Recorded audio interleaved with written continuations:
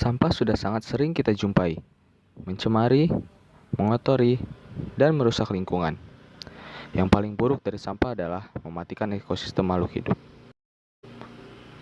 Tadi baru sedikit gambaran sampah yang bentuknya masih kecil-kecil. Tapi, kalau yang satu ini nih,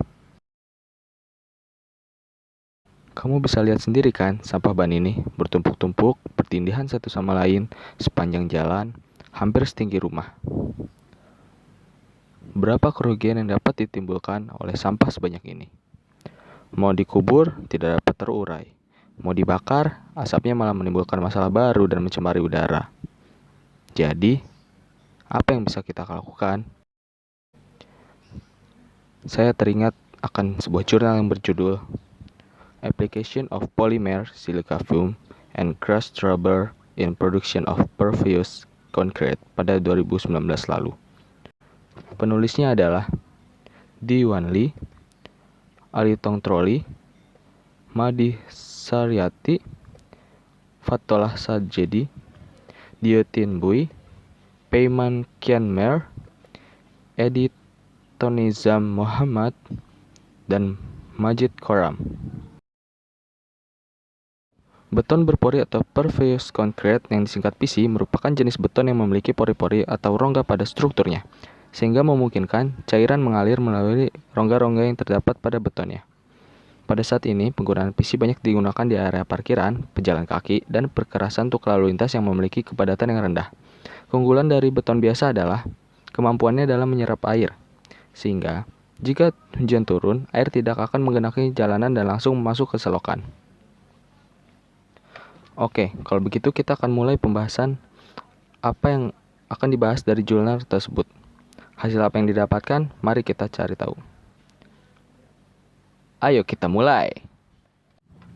Judulnya dalam bahasa Indonesia adalah Aplikasi Polimer, Silika Asap, dan Karet Hancur dalam Produksi Beton Pervious.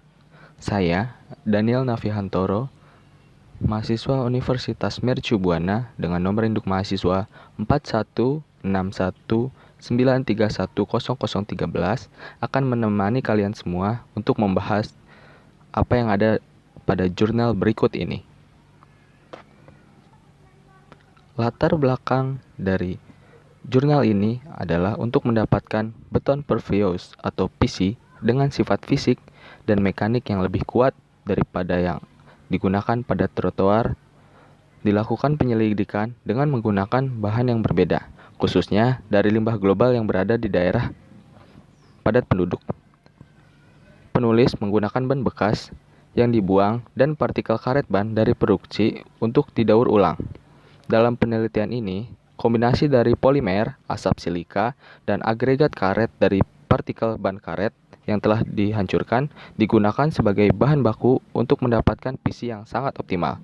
Sehingga PC dengan asap silika, polimer, dan agregat karet mengganti fungsi dari agregat mineral yang memiliki kekuatan kompresi dan fleksural yang lebih besar.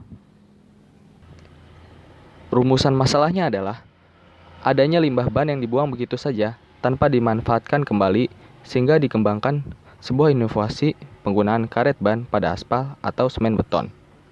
Peneliti sudah membuktikan bahwa pengurangan limbah ban sebagai agregat beton akan cocok karena biaya yang digunakan sangatlah rendah.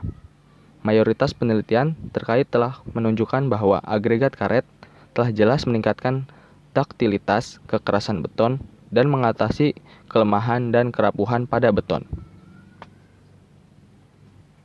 Adapun tujuan penulisan jurnal, yang pertama, mendapatkan beton pervious atau PC dengan sifat fisik dan kimia yang lebih kuat. Yang kedua, memanfaatkan limbah ban karet yang merupakan limbah global.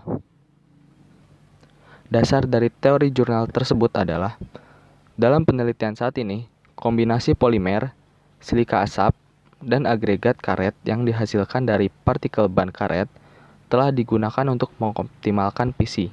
Juga agregat ban scrap karet telah ditetapkan untuk mendapatkan mineral polimer PC agregat untuk meningkatkan daktilitas dan fleksibilitas. Kemudian silika asap telah digunakan untuk mendapatkan kekuatan yang paling konkret untuk mempersiapkan inovatif karet polimer agregat PC. Metode riset.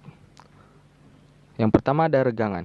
Spesimen prisma sebagai 40 x 40 x 160 mm dicampur dengan CSP ASP18 tipe A dan mengganti nilai 18%, dan BASP14 yaitu tipe B dan menggantikan nilai 14-18%.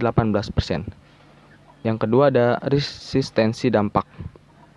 Spesimen 150 mm x 64 mm dari CSP ASP18 dan BASP14 telah digunakan untuk menguji resistensi dampak dalam standar ACI 544. Yang ketiga, ketahanan abrasi. Spesimen prisma sebagai 40 x 40 x 160 mm dari CSP ASP18 dan BASP14 telah digunakan untuk mengukur resistensi abrasi mereka. Dianalisis dengan kehilangan kausan persatuan luas dihitung dengan EQ. Keempat ada kekuatan. 3 spesimen prisma 40 x 40 x 160 mm digunakan untuk menguji kekuatan PC. Dengan berbagai nilai penggantian agregat karet dalam agregat mineral telah diperoleh. Yang terakhir ada permeabilitas dan porositas. Testing PC porositas akurasi telah berasal dari struktur mikro yang unik. Dengan membandingkan pori dari pasta semen, rongga yang terhubung antara agregat kasar adalah beberapa milimeter lebih kasar. Kemudian, kita akan masuk ke dalam data analisa. Yang pertama, kekuatan. Kurva kuat lentur dan tekanan dari berbagai polimer dan agregat karet silika fume PC dengan rentang penggantian agregat karet yang berbeda telah ditunjukkan dalam gambar berikut ini.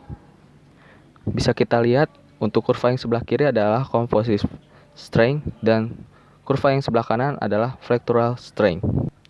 Kedua kurva tersebut membandingkan antara penggunaan ASP dan BASP. Penggunaan ASP ditandai dengan kurva yang berwarna biru, sedangkan BASP ditandai dengan kurva yang berwarna merah. Dapat kita lihat penggunaan BASP sangat meningkat jauh dibandingkan penggunaan ASP. Kemudian ada regangan. Pada laju pemutaran 0-500 Newton per second, PC dengan bagian agregat yang digantikan oleh agregat karet yaitu ASP18, BASP14 memiliki regangan yang lebih besar daripada CSP tanpa adanya agregat karet. Tegangan utama dan regangan telah terlihat menunjukkan bahwa agregat karet telah mengurangi modulus elastisitas beton dan meningkatkan keuletan. Oleh karena itu, penggantian tipe B dengan agregat karet, tegangan dan regangannya telah ditingkatkan. Bisa kita lihat pada kurva. Kurva tersebut menunjukkan perbandingan antara 3 kategori, yaitu ASP, CSP, dan BASP. Untuk ASP ditandai dengan kurva yang berwarna merah, CSP yang berwarna hitam, dan BASP yang berwarna biru.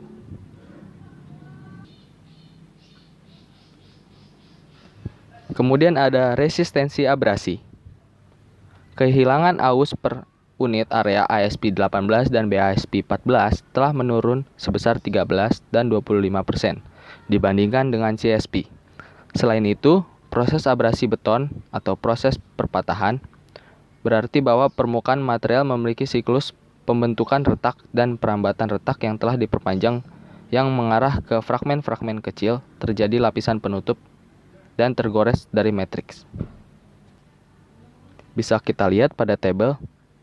Untuk CSP per unit area mendapatkan nilai 4,006, ASP18 memiliki nilai 3,535 dan BASP14 memiliki nilai 3,054. Nah, pada hasil ini, hasil BASP14 lah yang paling optimal untuk digunakan sebagai beton PC. Kemudian ada resistensi dampak. Dari proses drop weight, spesimen telah dipengaruhi oleh bola baja 4,5 kg yang jatuh 4 457 mm dari ketinggian untuk dipecah. Morfologi penampang fraktur ASP18 lebih kompleks dan tidak merata dibandingkan CSP, sehingga beberapa retak pada perbanyakan lengkap dalam BASP14 telah diamati. Karena agregat karet di PC telah secara signifikan menyerap energi, dampak dan mengurangi dampak kerusakan. Bisa kita lihat pada tabel untuk kategori waktu retak, CSP0 memiliki nilai 585, ASP18 598, BASP14 618.